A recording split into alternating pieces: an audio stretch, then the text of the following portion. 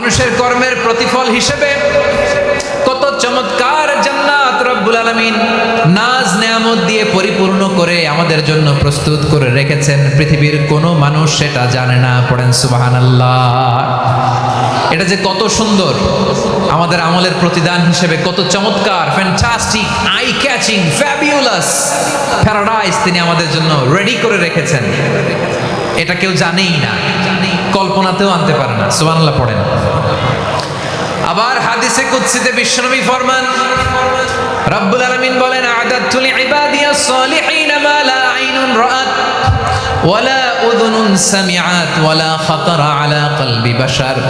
আল্লাহ বলেন, আমার নেককার বান্দাদের জন্য এমন চমৎকার জান্নাত আমি রেডি করে রেখেছি, মা লা আইনুন রাআত, কোন চোখ সে জান্নাতকে দেখে নাই, ওয়ালা উযুনুন সামিআত, কোন কর্ণকুহর সেই জান্নাতের আওয়াজ শুনে নাই, ওয়ালা খাতারা আলা কলবি বাশার, মানুষ কল্পনাতেও জান্নাতের ছবি আঁকতে পারে না।